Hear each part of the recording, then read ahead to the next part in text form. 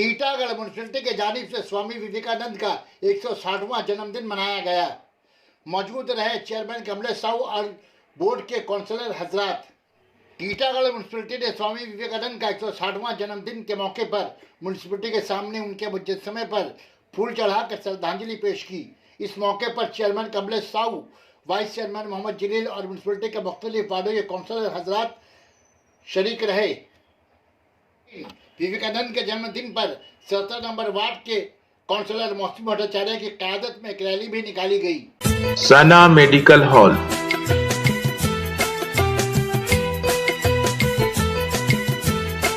10% discount on every medicine. Oxygen cylinder also available.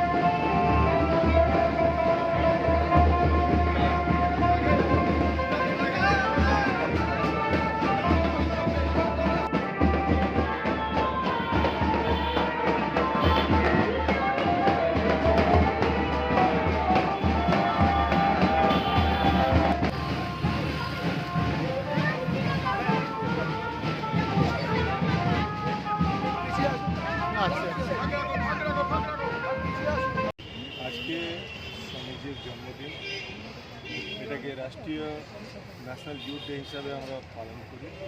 আজকে টিটাগড় পৌরসভা থেকে দেখছেন আমরা সবাই সবাই বিবেক চেতনা উৎসব হিসাবে আজকে আমরা প্রত্যেকে পালন করছি।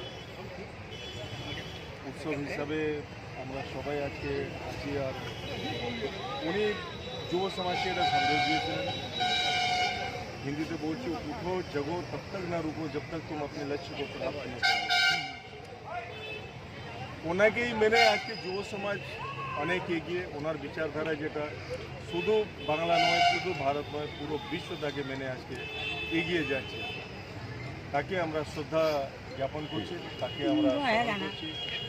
তার দেখানো পথে আমরা আগামী দিনে এগোবো, এটাই আমরা শপথ নিচ্ছি।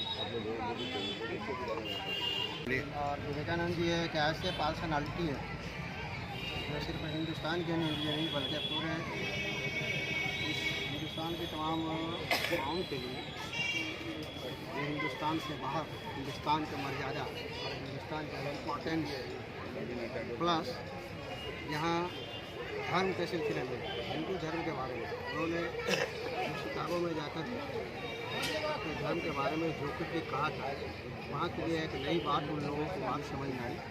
और उन लोगों को ये समझ में आया कि हिंदुस्तान में इस तरह के भी लोग रहते हैं जो पूरी दुनिया को अपना भाई समझ करके अपने भाई की तरह समझते हैं। और वो इंसानियत का एक बहुत बड़ा अलम बकार है। ये सिर्फ किसी जात पात या किसी पर्टिकुलर किसी देश का ये आदमी नहीं है, बल्कि सारी दुनिया को बेस करके तमाम लोगों को अपना भाई समझते हैं। और ये बहुत बड़ी बात है कि सारी दुनिया के लोगों को अपना भाई समझना।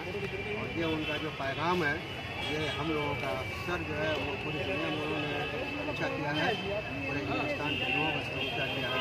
उनके लिए हम लोग को बताए गए रास्ते पर और उनके बताए हुए मार्ग है, उस पर हम लोग चल करके अपने देश की भलाई के बारे में